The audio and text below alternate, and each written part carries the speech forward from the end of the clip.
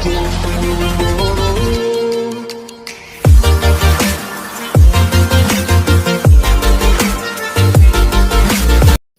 विद्यार्थियों का एक बार पुनः स्वागत। मैं डॉक्टर गजेंद्र सिंह शेखावत मोता महाविद्यालय सादुलपुर से आपका स्वागत करता हूं। आज अपना एक इम्पोर्टेंट टॉपिक है कोबर का पर्वत निर्माणक भूसंहति सिद्धांत। कोबर का भूसंहति सिद्धांत।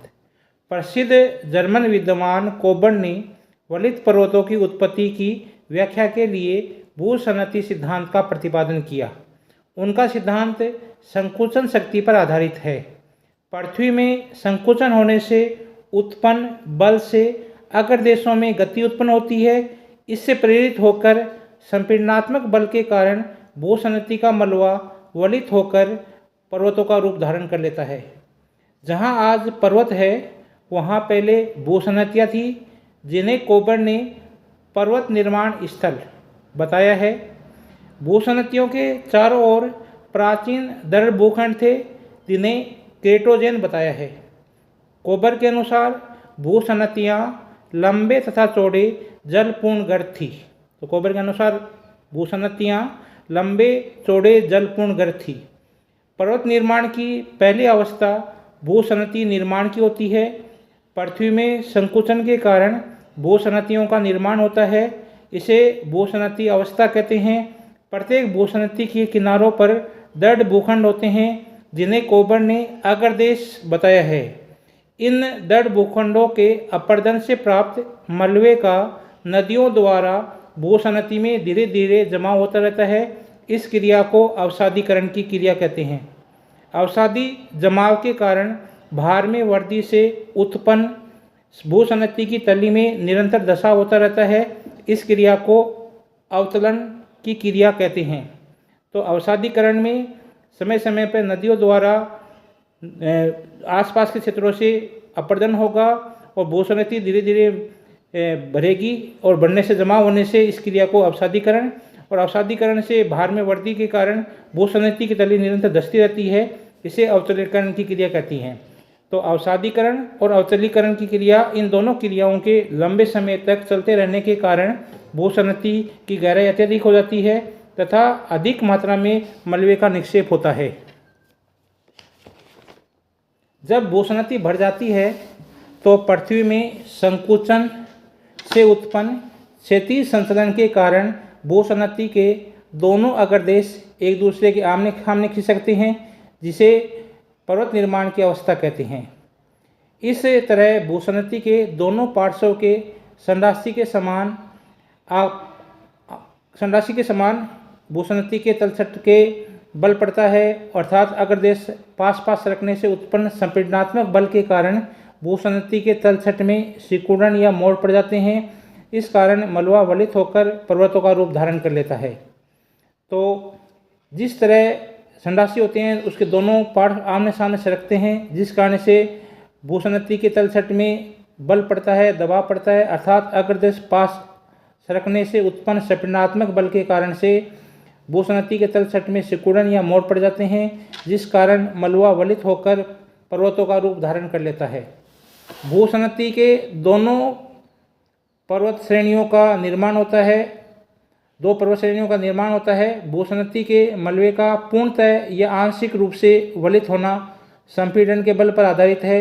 यदि संपीड़न का बल सामान्य होता है तो केवल किनारे वाले भाग ही वलित होते हैं, बीच का भाग वलन से अप्रभावित होता है। इस अप्रभावित भाग को कोबर ने मध्य पिंड कहा है। तो इम्पोर्टेंट प्रश्न बनता है यहाँ पर, मध्य पिंड क्या है? तो कोबर के अनुसार भूसंहति के जो मलबा है उसका पूर्ण या आंशिक रूप से वलित होना यह संपीड़नात्मक बल पर निर्भर करता है।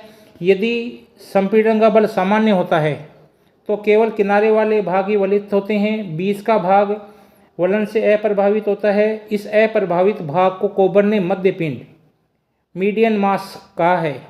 जब संपीड़न का बल सर्वाधिक सक्रिय होता है तो भूसंहति का समस्त मलबा वलित हो जाता है। हिमालय पर्वत के निर्माण किस प्रकार से हुआ, इसका भी कोबर ने स्पष्टीकरण किया है। तो हिमालय के निर्माण के विषय में कोबर ने बताया है कि पहले 33 महासागर था। इसके उत्तर में अंगारा लैंड, दक्षिण में गोंडवाना लैंड अग्रदेश के रूप में थी।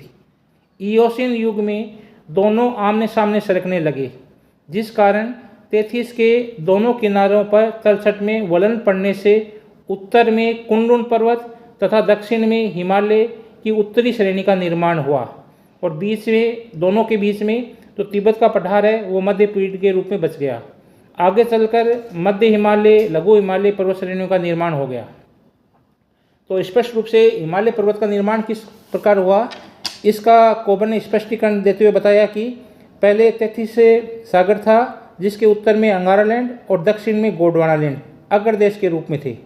इयोसियन युग में दोनों आमने सामने सरकने लगे, जिस कारण तेथीस के दोनों किनारों पर तलछट में वलन पड़ गए। उत्तर में कुनलुन पर्वत जो चीन में है और दक्षिण में हिमालय की उत्तरी श्रेणी का निर्माण हुआ जो भारत में, नेपाल में।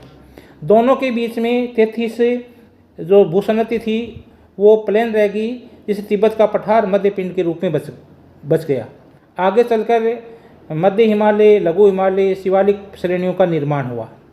अब इस सिद्धांत की आलोचना। यद्यपि कोबर का भूसन्नति सिद्धांत पर्वत निर्माण के संबंध में कई तथ्यों का उचित उल्लेख करता है, तथापि कुछ स्थानों पर इसमें दोष भी पाए जाते हैं। पहला दोष है, कोबर द्वारा वर्णित पृथ्वी के संकुचन से उत्पन्न बल पर्वत निर्माण के लिए उपयुक्त नहीं है। कि जितना पृथ्वी में संकुचन होता है और पर्वत का निर्माण होता है उतना बल उपयुक्त नहीं है। तो कोबर द्वारा वर्णित पृथ्वी के संकुचन से उत्पन्न बल है वो पर्वत निर्माण के लिए उपयुक्त नहीं है। दूसरा है, कोबर के अनुसार भूसन्नति के दोनों पार्श्व सरकते हैं, परंतु स्वेस ने बताया कि एक पार्श्व सरकता है जिसे पृष्ठ प्रदेश कहा जाता है तथा दूसरा पार्श्व अपनी जगह स्थिर रहता है जिसे उन्होंने अग्र देश कहा है। तो कोबर के अनुसार भूसन्नति के दोनों पार्श्व सरकते हैं, परंतु स्वेस ने बताया कि एक पार्श्व सरकता है और जिसे उन्होंने जो सरकता है पार्श्व उसे उन्होंने पृष्ठ प्रदेश कहा है और दूसरा पार्श्व अपनी जगह स्थिर रहता है उसे उन्होंने अग्र प्रदेश कहा है। तीसरी इस सिद्धांत की जो आलोचना है वह यह है कि पूर्व पश्चिम फैले पर्वत जैसे आल्पस है, हिमालय है, इनका स्पष्टीकरण तो हो जाता है, परंतु उत्तर दक्षिण फैले पर्वतों का स्पष्टीकरण इस सिद्धांत से नहीं हो पाता है। उम्मीद करता हूँ आज आपको ये टॉपिक है, इम्पोर्टेंट टॉपिक है, कोबर का भूसन्नति सिद्धांत, ये समझ में आया होगा। आप लोगों ने खूब मेहनत करो, पढ़ो। जय हिंद, जय भारत, थैंक यू।